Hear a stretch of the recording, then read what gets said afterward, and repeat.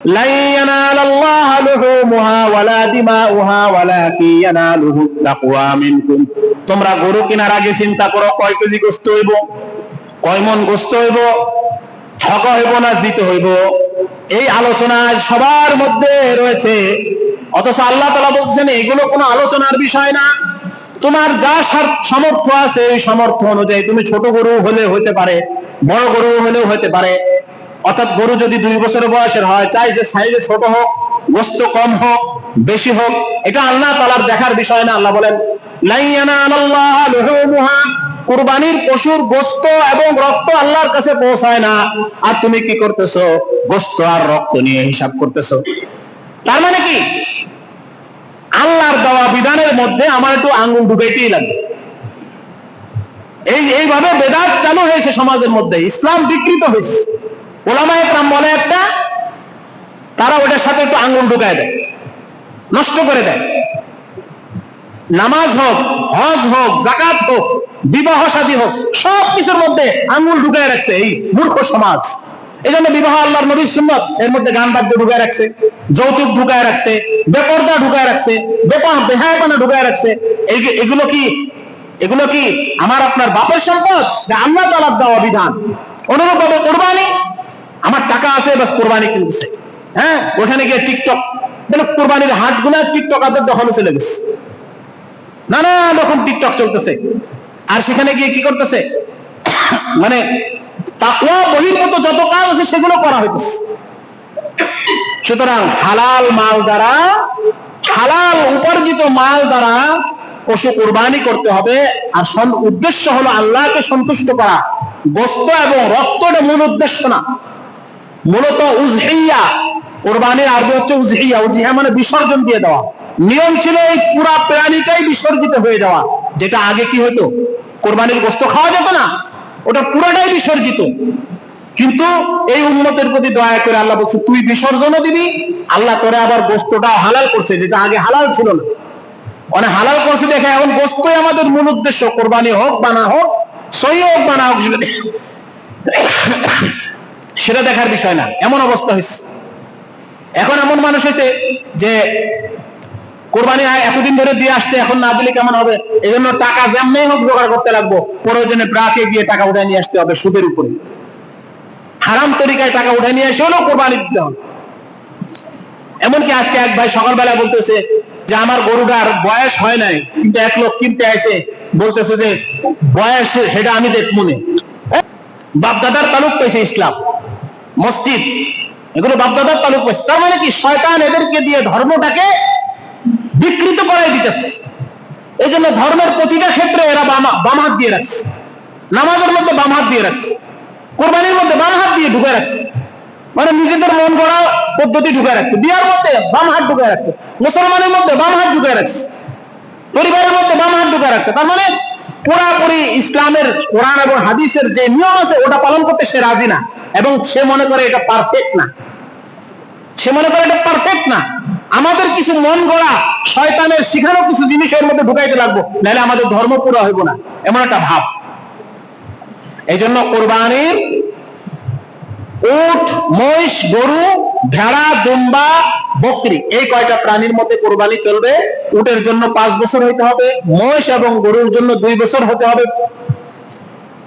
2 বছর হয়েছে কিনা বর্তমান জামানায় এটা মাপা কোনো কিনা ব্যাপার না।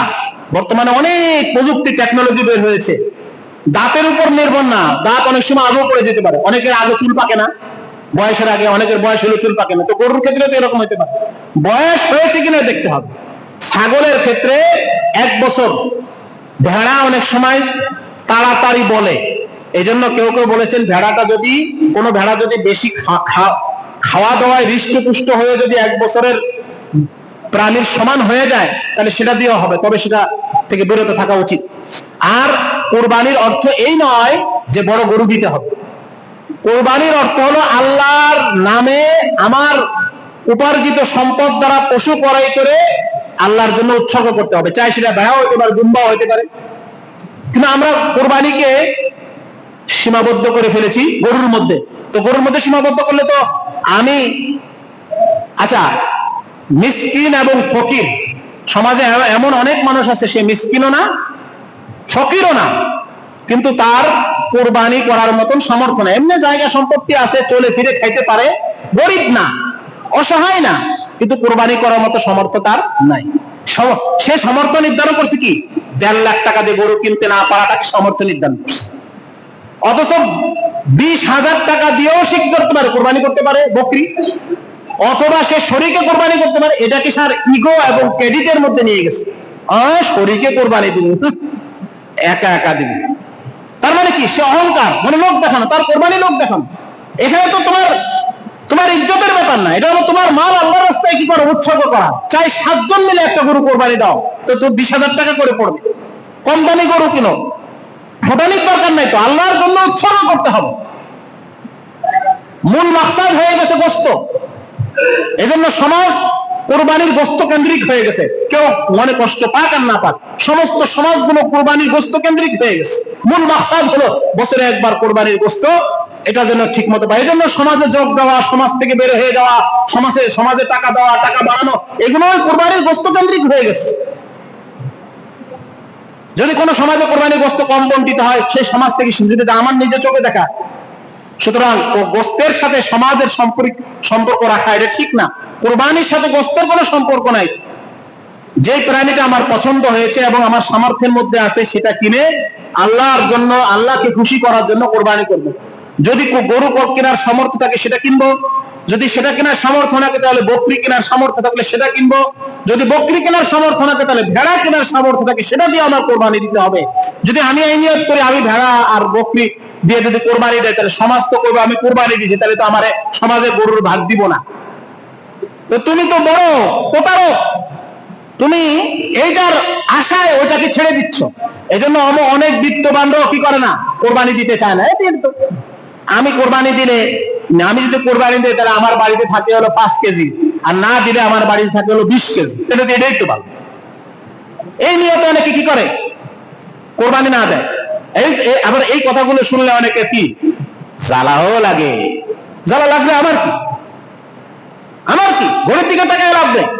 এই কথা শুনতেই হবে, আমার এই কথা আমাকে জানতেই হবে। কোরবানির গোশতের যে বন্টন আছে 3 ভাগ, এটা হলো মুস্তাহাব, কিন্তু ফরজ না। কিন্তু সমাজ এটাকে ফরজ বানায় নিছে। যারা বেচারা টাকা কামায় কোরবানি দিচ্ছে, এরা কেমন যেন মৌমাছির মতো, 1 কেজি কম দিছে, কিন্তু আমি জানি হ্যার বাড়ির গোশতে কয় কেজি হয়েছে, 80 কেজি হয়েছে, নাহলে 120 কেজি হয়েছে। সে কিন্তু 40 কেজি দেয় নাই, 30 কেজি দিছে, 10 কেজি কিন্তু রেখেছে। দিছে তো কি, সে তো অন্য গরিবকে বাড়ির থেকে দিতেও পারে। তুমি কি জানো সে দিতে বাধ্য? সে যেটাকে সমাজের মধ্যে দিয়ে পাঠাইছে, এটা ইহসান, এটা মুস্তাহাব। কারোর মাল দান জোর করে নেওয়া তো জায়েজই না, এটা তো দান। এটা তাকে আপনি বুঝাইতে পারেন, তার সাথে আপনি সমঝোতা করতে পারেন, কিন্তু তার প্রতি চাপায় দিয়া, আইন চাপায় দিয়া এবং সমালোচনা করে, চিন্তাই করে টেনে নিয়ে আসার কোনো সুযোগ নাই। তো এই জন্য এই যে আত্মীয় স্বজনকে দেওয়া হচ্ছে, কেউ যদি আত্মীয় স্বজনকে পুরো 3 ভাগের 1 ভাগ না দিয়ে আরো বেশি দেয়, এটাও তার জন্য বৈধ আছে। যদি 2-1 কেজি কমও হয়, তার নিজের ফ্যামিলিতে লাগে, সেটাও জায়েজ আছে। সে যদি সমস্ত মানুষকে দিয়ে দেয়, সেটাও বৈধ আছে। সে যদি সমান 3 ভাগ করে দাও, সেটাও ঠিক আছে। এটা নিয়ে বাড়াবাড়ি করার অধিকার, গরিবের হক, হ্যাঁ অবশ্যই গরিবের হক, কিন্তু এটা ওয়াজিব হক না, মুস্তাহাব হক। এটা নিয়ে বাড়াবাড়ি করা যাবে। আর যারা দিচ্ছেন তারা শুকরিয়া আদায় করে বলবেন, আমি তো সারা বছর গোশতই খাই, তো এই 1 বছরে একটা দিন কি জন্য আমি ওই 1 ভাগ থেকে একটু কম দিব? দরকার যা আমার জন্য আল্লাহ নির্ধারণ করছে দিয়ে দেয় না, আমি তো খাইতে পারবো। এই নিয়তে তারা আবার কি দিবেন না, কম দিবেন না। আর যারা গরিব তারা যেন এই কথা না করে, হ্যাঁ এটা আমাকে হক, জি না, আপনার হক, কিন্তু নেওয়ার ক্ষমতা আপনার না, এটা হলো মুস্তাহাব হক। সে দিলে নিতে পারবেন, না নিতে পারবেন। আপনি দাবি করে সমালোচনা করার জায়েজ নাই, আপনার অধিকার নাই।